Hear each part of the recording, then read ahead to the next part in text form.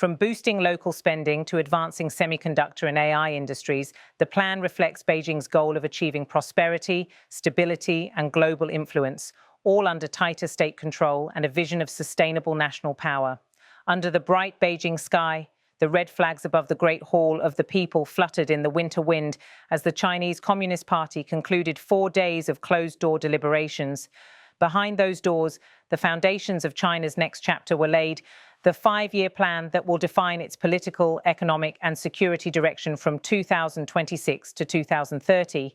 The plan's tone is clear. China intends to move fast and to move securely. Rapid development and national security have emerged as the two guiding pillars of this new vision, a blueprint that aims not only to sustain growth, but to reshape how China interacts with an increasingly uncertain world.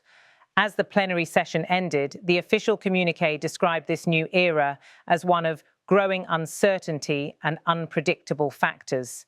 That phrase, understated as it may sound, reflects Beijing's view of a shifting global landscape marked by geopolitical rivalry, trade restrictions, and a global economy still recovering unevenly from pandemic shocks. Against this backdrop, China's leadership is doubling down on stability through control and control through development. Inside the Great Hall, nearly 200 full members and 170 alternates of the party's Central Committee debated how to steer the country's course. The result, a call to strongly boost consumption and increase efficient investment. In simple terms, Beijing wants to transform its growth model, less dependent on exports and more driven by the spending power of its own citizens. That transformation won't be easy. Domestic consumption has been lagging, and the country's growth, 4.8% in the third quarter, fell short of the official 5% target. The numbers tell a deeper story. A middle class cautious about the future, local governments burdened by debt, and industries still recovering from years of pandemic-related restrictions. Across Beijing's bustling Sanlitun shopping district, the party's ambitions can already be seen in motion. Streets lined with international brands, Apple, Tiffany, Coach, and Lululemon are symbols of both aspiration and contradiction. These scenes of consumer life reflect a policy experiment in real time, how to get millions of Chinese consumers spending again while keeping their faith in an economy under tightening state guidance. To many economists, the challenge is psychological as much as structural. After years of economic headwinds, from the property crisis to job insecurity, Chinese households have grown more cautious. The new 5-year plan seeks to change that mood through tax incentives, employment programs, and better social safety nets, all under the banner of common prosperity. But behind the consumer optimism lies a more strategic goal: technological independence. The party's document emphasizes strengthening scientific and technological self-reliance. That phrase has become a recurring theme since the US imposed export controls on advanced semiconductors and related technologies. Beijing's response is to accelerate domestic innovation, from chip manufacturing and AI research to renewable energy and quantum computing.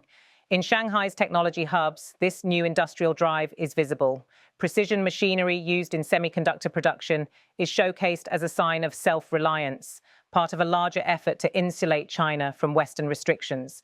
It's not just about hardware, it's about sovereignty in technology, the backbone of what Beijing calls national rejuvenation. At the same time, food security and supply chain resilience remain central concerns. Scenes from Shanghai supermarkets, with shoppers filling carts and workers restocking imported goods, illustrate another layer of policy focus, maintaining stability in everyday life while navigating global uncertainty. National security in this context is not limited to the military or borders. It's economic, technological, and even cultural. The party's communiqué makes this clear, calling for the integration of development and security. In practice, that means tighter scrutiny over data, capital flows, and critical industries, measures aimed at protecting what Beijing sees as its strategic vulnerabilities. This dual focus, growth and control, defines the character of the new plan. It reflects Xi Jinping's broader political philosophy that prosperity must be guided and that China's rise cannot rely on external dependencies. His administration's previous slogans, dual circulation, common prosperity, and self-reliance, all find continuity here, woven into a single narrative of national endurance. Observers note that the wording of this plan is carefully chosen. References to rapid development recall China's decades-long miracle of growth, while mentions of long-term stability underscore the party's determination to maintain order amid global volatility.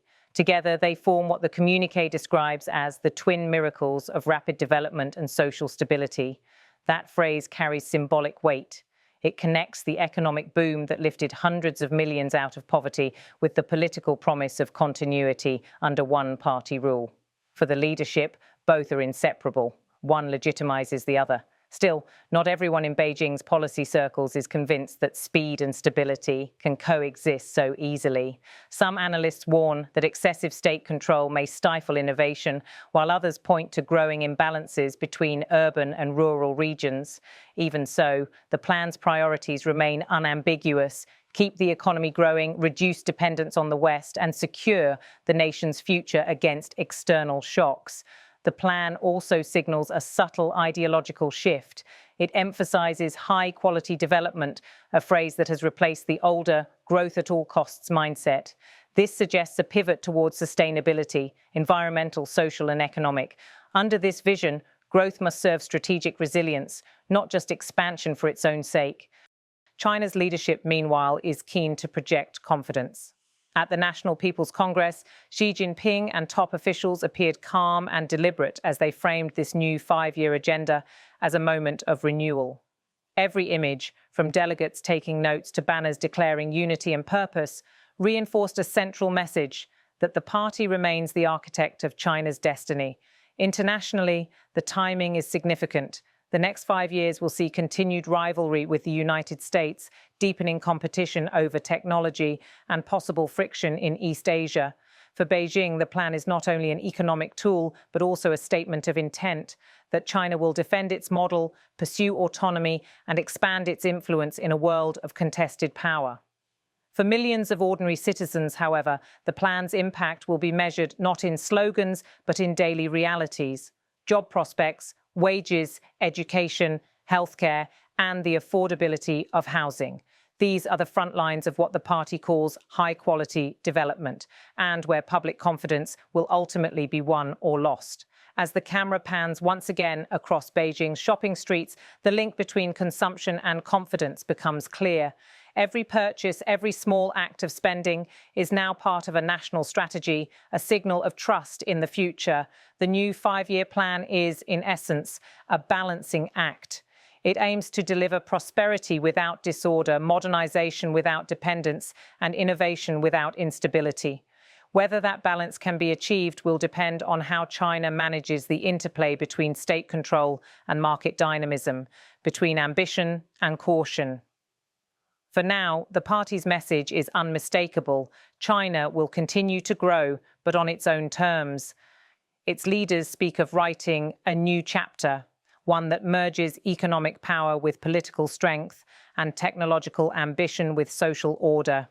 As the red flags continue to wave above Tiananmen Square and shoppers fill Beijing's streets, the meaning of that chapter begins to take shape, not just as a policy plan, but as the next step in a nation's long experiment with its own model of modernity.